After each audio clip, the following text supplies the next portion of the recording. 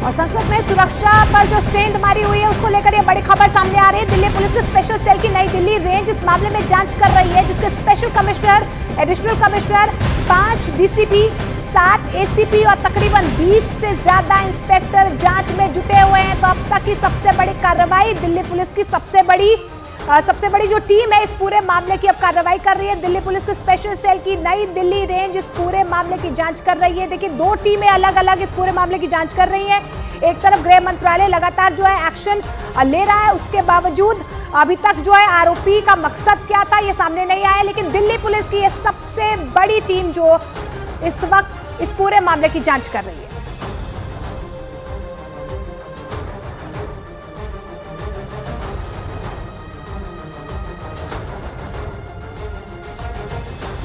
तो आपको बता दें कि तकरीबन 200 अधिकारी इस पूरी टीम में है जो इस पूरे मामले की जांच कर रहे हैं। इस बीच जानकारी भी मिल पा रही है, दिल्ली पुलिस ने यूएपीए के तहत इस पूरे मामले में अब आपको बता दें कि मामला भी दर्ज कर लिया। आरोपियों के खिलाफ दीपक बिष्ट हमारे सहयोगी हमारे साथ जुड़ रहे हैं। दीपक, दिल्ली पुलिस के कितने अधिकारी अब तक की सबसे बड़ी टीम लग रही है जो इस पूरे मामले की अभी तफ्तीश कर रही है? बिल्कुल निश्चित तौर पर देखिए, तकरीबन इस टीम में स्पेशल सेल की 200 लोग से ज़्यादा यहाँ पर हैं, जिसमें कई डीसीपीज हैं, जॉइंट सीपी हैं, स्पेशल सीपी हैं, एडिशनल सीपी हैं और इसके अलावा कई एसीपी हैं। 7 ऐसे एसीपी हैं जो तेज तर्रार माने जाते हैं। और अनलॉफुल एक्ट जो लगाया गया है इस पूरे मामले पर कितनों के ऊपर ये लगाया गया है अभी तक इस मामले में जानकारी नहीं दी गई, क्योंकि गिरफ्तारी अभी तक और होनी है, क्योंकि जो फरार ललित था उसकी गिरफ्तारी होनी है। उसके अलावा पुलिस के जो अधिकारी है सबको अलग अलग काम सौंपा गया है, सबको अलग अलग टास्क सौंपा गया है। कुछ रेड्स कर रही है, कुछ उनसे पूछताछ कर रही है, कुछ ऐसे मामलों में जो सीडीआर है उसको निकालने की कोशिश कर रही है। तो सारी टीमों को अलग अलग टास्क दिया गया है और ये कहा जा रहा है कि जल्द से जल्द इस पूरे मामले की जो है गहरी पड़ताल की जाए। और इसलिए दिल्ली पुलिस के स्पेशल सेल को ये ट्रांसफर किया गया है। जो एनडीआर रेंज है दिल्ली पुलिस की, वो खासतौर से आतंक और आतंकियों से संबंधित मामलों पर ही ज़्यादा इंफॉर्मेशन और कलेक्ट करती है और इसी वजह से उस टीम को यहाँ पर ये पूरा मामला सौंपा गया है, क्योंकि एनडीआर टीम काफ़ी तेज तर्रार मानी जाती है, अधिकारी उसमें तेज तर्रार हैं। और इसके अलावा दिल्ली पुलिस की स्पेशल सेल के जो दूसरे यूनिट्स हैं उन सबको अलर्ट पर रखा गया है और सबको कहा गया है कि इस पूरे मामले में जितनी भी डिटेल्स हो वो सारी सुरक्षा से जुड़ा हुआ है, इसीलिए अति संवेदनशील है और दिल्ली पुलिस जो है लगातार इस पूरे मामले की कार्रवाई कर रही है। दीपक, अब तक जिस तरीके से हर एंगल की जांच की जा रही है, अभी सामने क्या कुछ आया है, अब तक की अपडेट क्या सामने आई है? यूएपीए के तहत भी मामला दर्ज किया गया है, ये जानकारी आ रही है।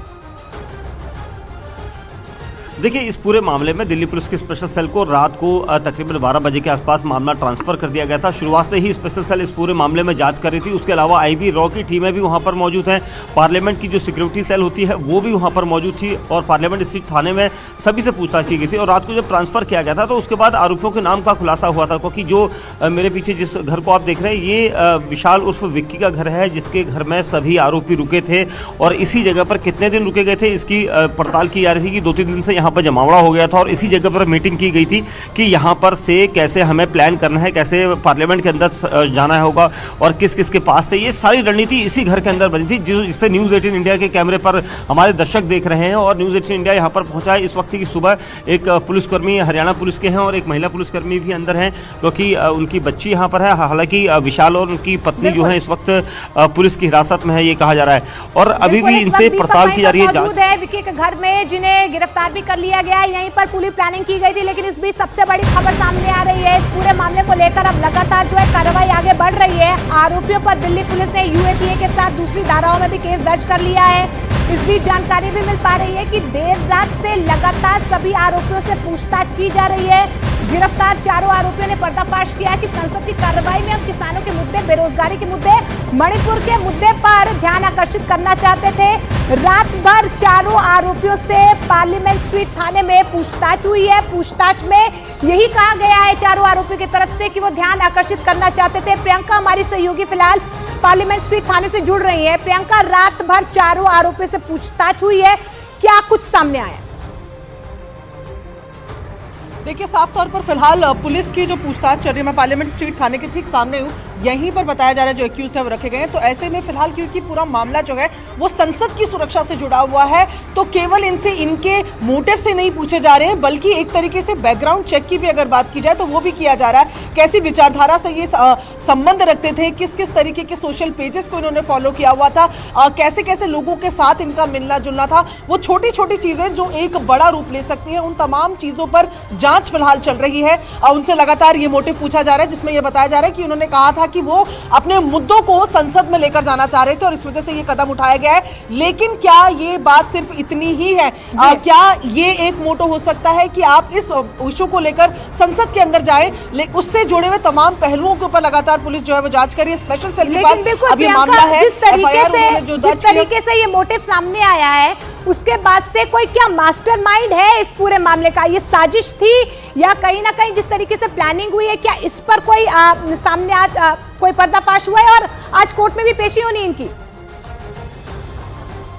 जी बिल्कुल, देखिए कोर्ट में आज पटियाला कोर्ट में इनकी पेशी होनी है और जैसे ही यहाँ से लेकर जाया जाएगा वो भी अपडेट हम करेंगे। लेकिन इसी चीज़ की फिलहाल पुलिस जो है वो जांच पड़ताल कर रही है कि क्या ये केवल 6 लोग इन्वॉल्व थे या इनका कोई और सरगना है, क्या ये सिर्फ इतना ही प्लान था जितना ये बता रहे हैं, या मकसद इससे बड़ा था जो विफल हुआ है। वो तमाम ऐसे एंगल्स हैं जिसको लेकर लगातार पुलिस जो है वो जांच कर रही है। जिस तरीके से हम बता रहे हैं कि केवल उनकी बताई हुई जानकारी ही नहीं, उनके तमाम सोशल मीडिया पेजेस की बात की जाए, उनके जो अलग अलग जैसे फेसबुक, ट्विटर या इन तमाम चीज़ों को भी खंगाला जा रहा है, उनकी हिस्ट्री को निकाला जा रहा है, जानने की कोशिश की जा रही है कि क्या इनके पीछे भी कोई है, कोई मास्टरमाइंड है जो कोई बड़ी घटना को अंजाम देना चाहता था लेकिन कल वो नहीं हो पाया है। ऐसे में फिलहाल लगातार पूछताछ जो है वो जारी है। आज पटियाला कोर्ट में इनकी पेशी भी होनी है, लेकिन मुख्य बात यही कि स्पेशल सेल ने अब यूएपीए के अंतर्गत जो केस है वो दर्ज किया है, यानी कि मुश्किलें इन तमाम 4 लोगों की और जो जिनकी तलाश हो रही है उनके लिए कम होने का नाम नहीं लेगी। जी बिल्कुल, तो देखिए आज कोर्ट में भी पेश किया जाएगा, लेकिन इस बीच आपको बता दें कि आरोपियों पर यूएपीए भी लगाया गया है।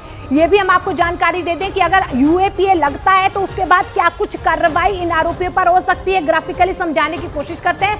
आरोपियों को 30 दिनों तक पुलिस हिरासत में रखा जा सकता है, लगातार पूछताछ इनसे की जा सकती है। आरोपियों की न्यायिक हिरासत 90 दिनों तक हो सकती है। अगर यूएपीए लगता है उसके बाद ये कार्रवाई होगी। आरोपियों को अग्रिम जमानत नहीं मिल सकती है। ये देखिए कि किस तरीके से यूएपीए के तहत जो मामला दर्ज किया गया है, 7 साल से आजीवन कारावास तक की सजा भी हो सकती है, इस तरह का प्रावधान है। आरोपियों की संपत्ति जब्त भी की जा सकती है।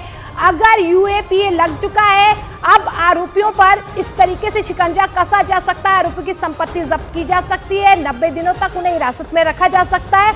और इसके अलावा जिस तरीके से हर एंगल में जांच हो रही है, ये चारों आरोपी जिन्होंने इस पूरे घटनाक्रम को अंजाम दिया है, जिसके बाद लगातार इनसे पूछताछ भी की जा रही है।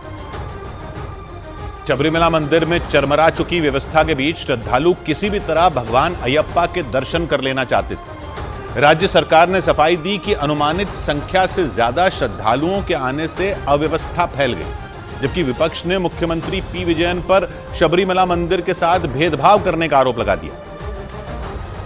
क्योंकि वहां से सामने आ रही श्रद्धालुओं की तस्वीरों ने विपक्ष को केरल सरकार को घेरने का एक बड़ा मौका दे दिया। इसी मुद्दे पर एक रोज पहले केरल के कांग्रेस सांसदों ने संसद भवन के परिसर में विरोध प्रदर्शन भी किया था।